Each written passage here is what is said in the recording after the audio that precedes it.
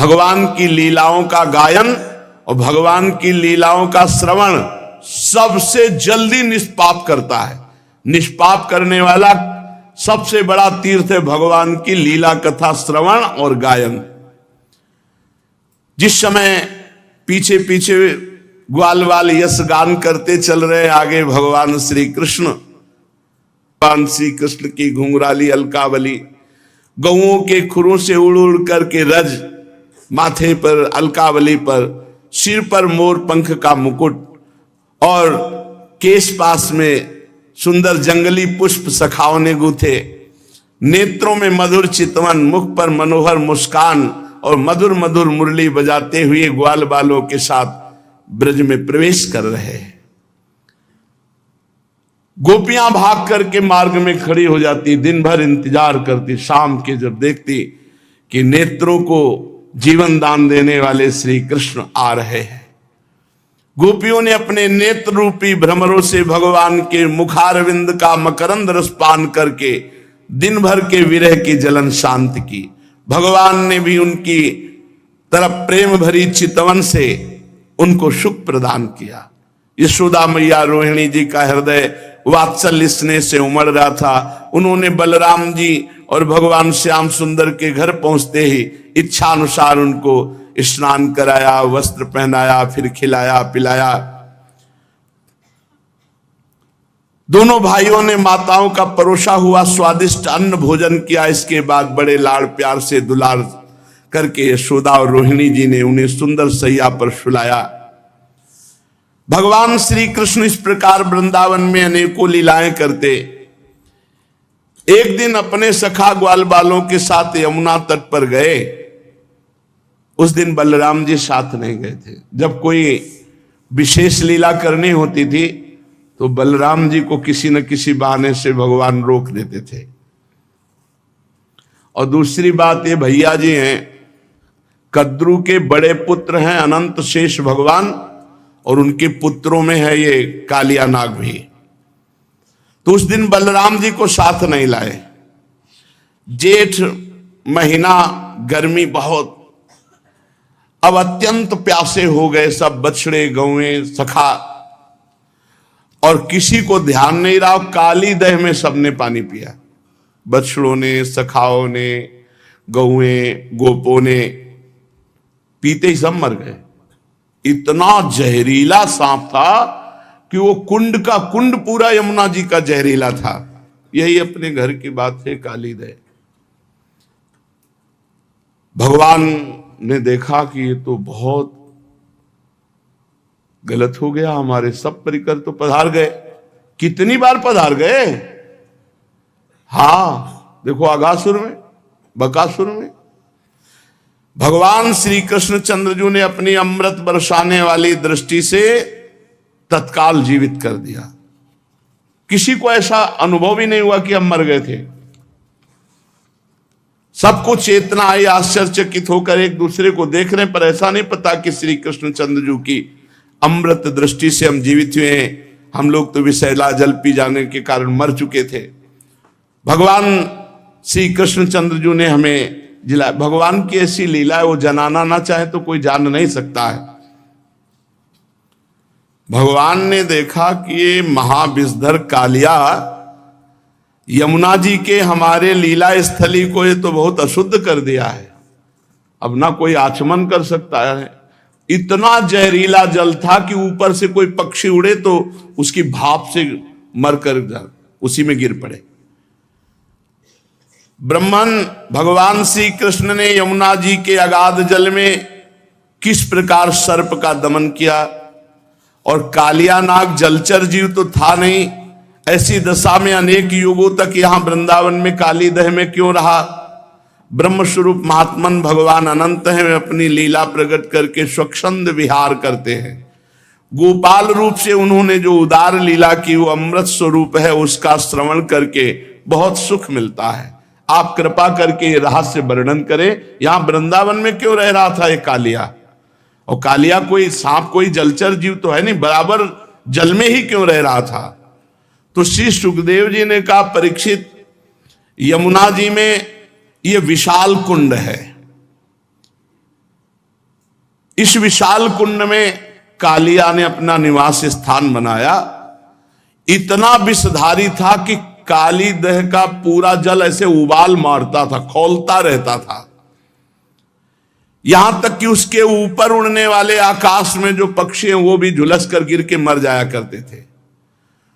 और उसके विषैले जल की नन्ही नन्ही बूंदें जब वायु ले जाती तो वृक्ष भस्म हो जाते आसपास के। ऐसा जहरीला सांप, एक छोटी बूंद भी जहां पड़ जाए वहां आग लग जाए, ऐसा जहरीला। पशु पक्षी लता वृक्ष सब नष्ट हो रहे थे आसपास के।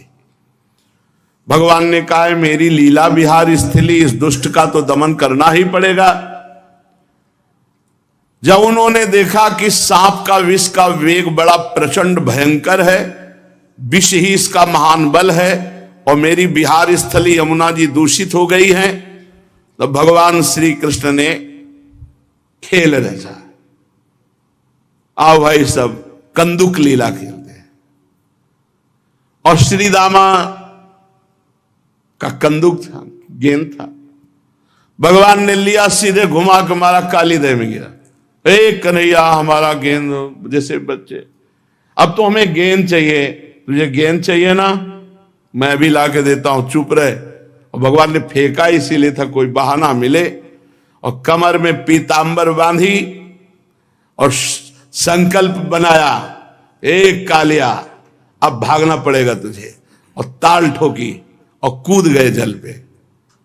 भयंकर विष, विष जल क्या विष एकदम। और भगवान के कूदने से जल और हिलोरे मांगने लगा। 400 हाथ तक जल छिटका, जब अचिंत महाशक्ति भगवान ताल ठोक करके कूदे और मतवाले गजरात की तरह डूबते हुए मथते जाते थे जल को। भगवान की भुजाओं की टक्कर से बहुत जल में शब्द हो रहा था, सो रहा था कालिया काली दह में। आंख से सुनने वाले काली नाग ने वो आवाज सुनी, कौन आ गया इतना बलवान की जीवित मेरे देह में घुसाया। सहन नहीं हुआ, वो चिढ़ करके सामने देखा एक नीलमणि श्याम सुंदर सलोना बालक, वर्षाकालीन मेघ के समान अत्यंत सुकुमार, इतना सुंदर कि थोड़ी देर तो कालिया पहले दर्शन ही करता रहा।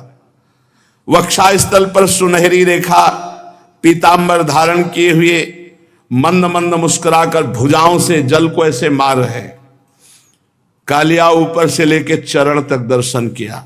चरण मानो कमल की पराग की गादी हो नीचे के, इतना आकर्षक रूप की काफी देर तो वो रूप ही दर्शन करता रहा।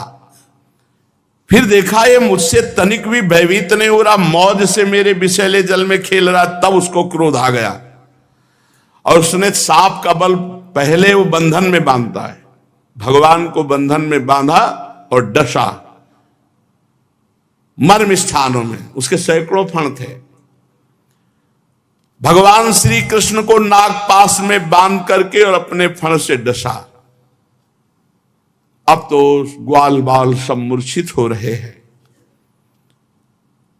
क्योंकि इन ब्रजवासियों ने शरीर सुहृद धन संपत्ति स्त्री पुत्र भोग कामनाएं ये सब त्याग कर भगवान श्री कृष्ण को ही अपना मानते हैं। इसलिए ब्रजवासी सर्वश्रेष्ठ है। गाय बैल बछिया बछड़े सब दुख से डकराने लगे। श्री कृष्ण की ओर टकटकी बांधे हुए सब देख रहे हैं, सबका प्राण व्याकुल। इधर ब्रज में बड़े उत्पात शुरू हो गए। अब शकुन देखकर नंद बाबा ने कहा कि बलराम तुम आज आके हो श्री कृष्ण के, जरूर कोई घटना घट गई, जरूर घटना घट गई। बड़े भय से व्याकुल हो गए। भगवान के प्रभाव को तो जानते नहीं, वात्सल्य भाव है। बस ये अपशकुन देखकर लगा कि आज तो किसी दैत्य ने श्री कृष्ण का जरूर अहित कर दिया। भय से व्याकुल हो गए, क्योंकि इन सबके प्राण मन सर्वस्व श्री कृष्ण ही थे। भागे ब्रजवासी, नंद बाबा, उपनंद, समस्त ब्रज गोपियां, बूढ़े बच्चे जवान सब।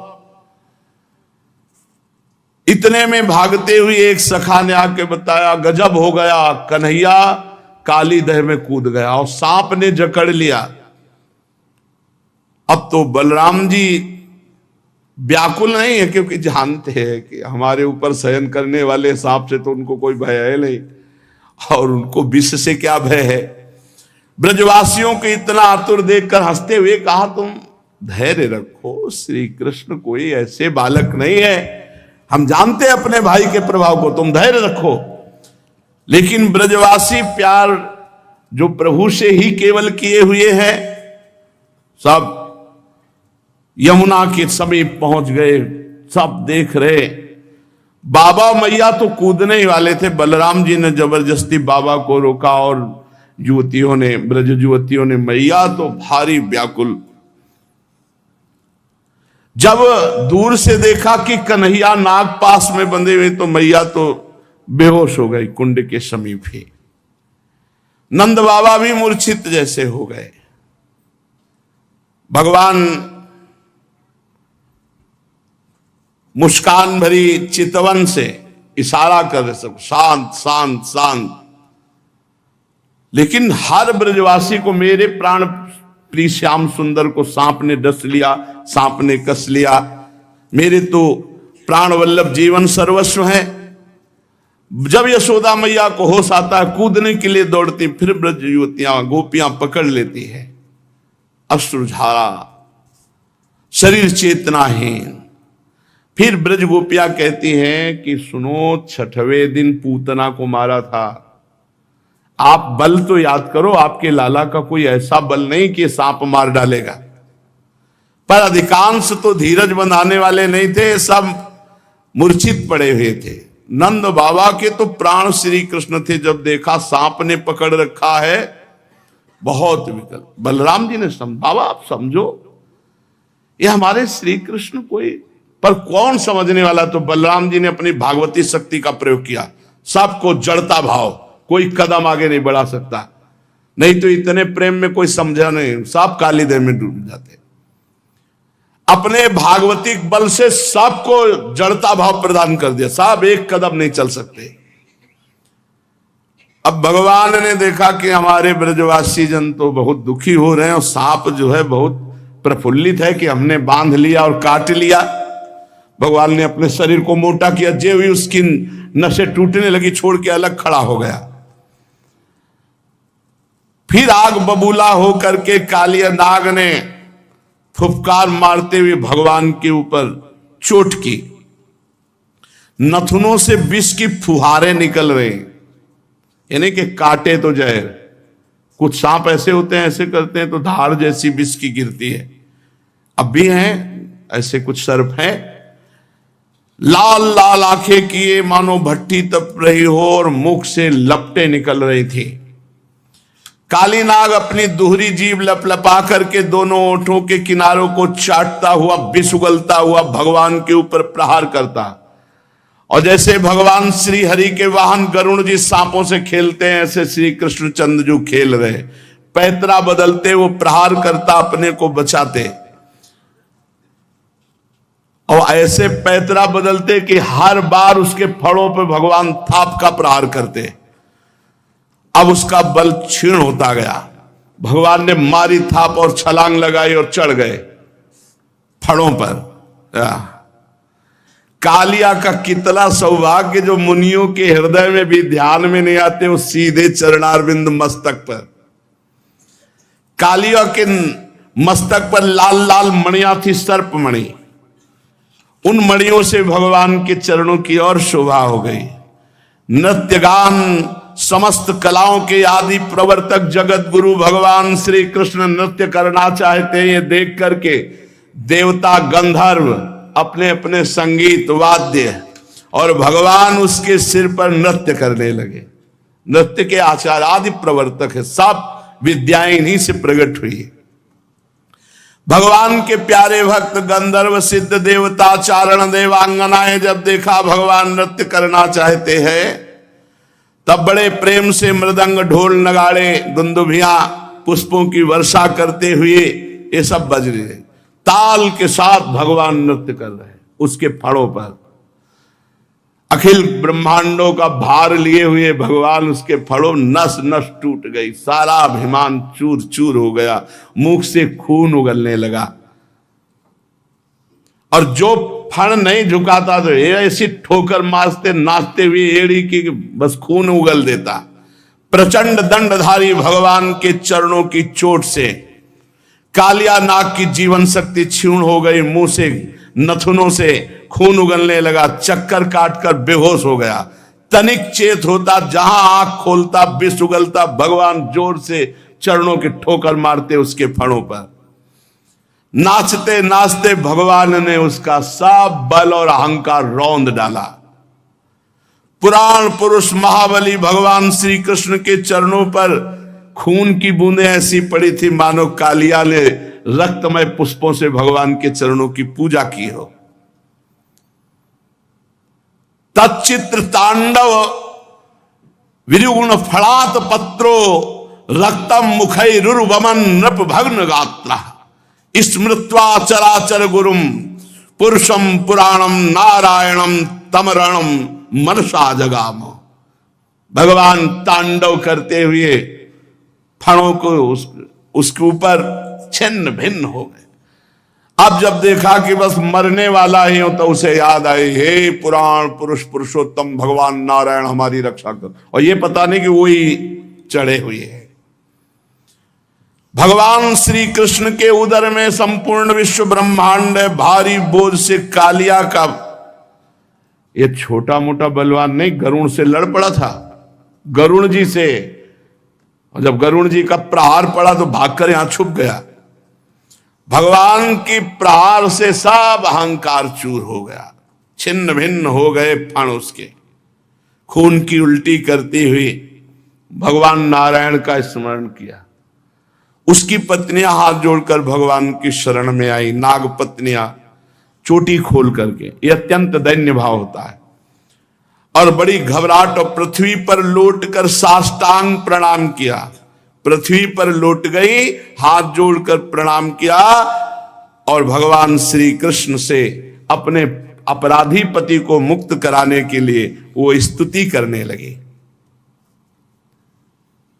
नाग पत्नियों ने कहा, न्यायो हि दंडः कृत किल विशेषमिस् तवावतारः खल निग्रहाय रिपोः श्रुतानामपि तुल्य दृष्टेर् धत्से दमं फलमेवानुशंसन अनुग्रहोऽयं भवतः कृतो हि नो दंडो असतां ते खलु कल्मषापः यद्दंड सूकत्व ममुष्य देहिनः क्रोधोपि तेनो ग्रहेव सम्मतः। प्रभु, मुझे पता चल गया आप अवतारी पुरुष हैं। उनकी पत्नियां कह रही, क्योंकि मेरे पति को इस दुर्दशा में पहुंचा देना किसी पुरुष की ताकत नहीं। ये परम पुरुष पुरुषोत्तम भगवान आपका अवतार हुआ। मैं अब जान गई, तो आपका अवतार दुष्टों को दंड देने के लिए हुआ है। और ये अपराधी था, प्रभु आपने दंड दे दिया, उचित है। प्रभु आपकी दृष्टि में शत्रु और पुत्र का कोई भेदभाव नहीं, इसलिए आप जो किसी को दंड देते हो वो उसके पापों का प्रायश्चित कराने और उसका परम कल्याण करने के लिए। हम लोगों पर बड़ा अनुग्रह किया जो आपने दंड दिया। यह है भक्ति। यह तो आपका कृपा प्रसाद है, क्योंकि आप जो दुष्टों को दंड देते हैं उससे उनके सारे पाप नष्ट हो जाते हैं। यह अपराधी है, इसमें तो कोई संशय नहीं प्रभु, क्योंकि अपराधी ना होता तो ये सर्प योनि को ही न प्राप्त होता। अपराधी तो है ही, इसलिए हम सच्चे हृदय से आपसे प्रार्थना करते हैं कि आप अपने क्रोध का त्याग करके अनुग्रह कीजिए। यद्यपि आपका क्रोध भी अनुग्रह ही है। प्रभु, जरूर जरूर इस सर्प ने पूर्व जन्म में मान रहित होकर कोई बहुत बड़ी साधना आपकी की है। क्योंकि आपके चरणारविंद सीधे उसके माथे पे पड़ रहे, इससे बड़े और कौन तपस्वी हो सकता है। ये सब जीवों पर दया करते हुए कोई बहुत बड़ा भजन किया, धर्म किया, तभी तो आप संतुष्ट हुए हैं। आप सबके जीवन स्वरूप आप इसके माथे पे नृत्य कर रहे हैं, इससे बड़ा सौभाग्य क्या होगा। भगवान, हम समझ नहीं पा रहे कि हम जैसों की कौन सी साधना हो सकती है और कौन सी साधना का फल हो सकता है कि आपकी चरण धूलि का स्पर्श पाने के लिए बड़े बड़े तपस्वी लालायित रहते हो। आपके चरणों को प्राप्त किया। कितनी चरण रज दुर्लभ है कि स्वयं अर्धांगिनी लक्ष्मी जी भी बहुत दिनों तक समस्त भोगों का त्याग कर नियमों का पालन करते हुए तपस्या की। प्रभु,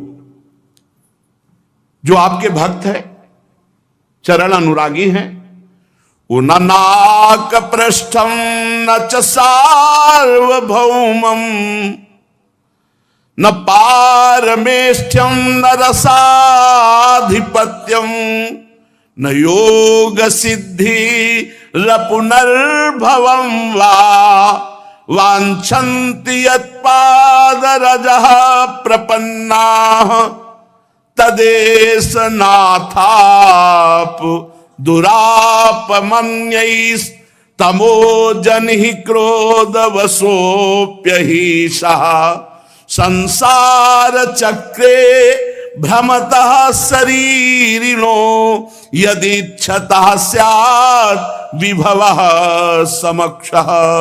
नमस्तुभ्यं भगवते पुरुषाय महात्मने भूतावासाय भूताय पराय परमात्मने ज्ञान विज्ञान निधये ब्रह्मणे अनंत शक्तये अगुणाया विकाराय नमस्ते प्राकृताय च कालाय कालनाभाय कालावयव साक्षिणे विश्वाय तदुपदृष्टे तत्कर्ते विश्वहेतवे।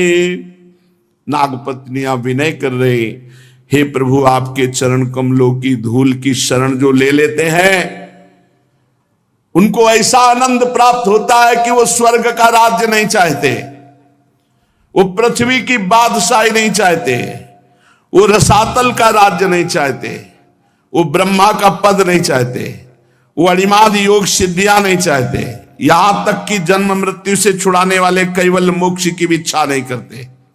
स्वामी, ये नागराज तमोगुणी योनि में उत्पन्न हुआ है, अत्यंत क्रोधी है, फिर भी इसको आपकी परम पवित्र चरण रज प्राप्त हुई, जो दूसरों के लिए सर्वथा दुर्लभ है, जिसको प्राप्त करने की इच्छा मात्र से संसार चक्र में पड़े हुए जीव को संसार के वैभव संपत्ति की तो बात ही क्या, मोक्ष की भी प्राप्ति हो जाती है। प्रभु, हम आपको प्रणाम करते हैं। आप अनंत एवं अचिंत ईश्वर के नित्य निधि हैं। आप सबके अंतःकरण में विराजमान होने पर भी अनंत हैं। आप समस्त प्राणी और पदार्थों के आश्रय, सब पदार्थों के रूप में विद्यमान हैं। आप प्रकट से परे स्वयं परमात्मा हैं। हम आपको नमस्कार करते हैं। आप प्रभु सब प्रकार के ज्ञान के अनुभवों के खजाने हैं। आपकी महिमा अपार अनंत शक्ति है। आपका स्वरूप अपराकृत दिव्य चिदानंदमय है।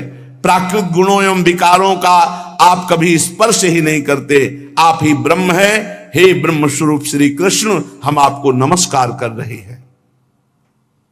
आप प्रकृति में क्षोभ उत्पन्न करने वाले काल हैं, काल शक्ति के आश्रय हैं, काल के क्षण कल्पादि समस्त अवयवों के साक्षी हैं। आप विश्व रूप होते हुए इस विश्व से अलग भी हैं, दृष्टा भी हैं। आप इस विश्व को बनाने वाले निमित्त कारण हैं और आप इस विश्व के रूप में बनने वाले उपादान कारण भी है। विश्व बनाने वाले आप और विश्व के रूप में बनने वाले आप। प्रभु, आप पंचभूत, उनकी तन्मात्रा, इंद्रियां, प्राण, मन, बुद्धि, सबका खजाना चित्ते आप हैं। नमो अनंताय सूक्ष्माय कूटस्थाय विपश्चिते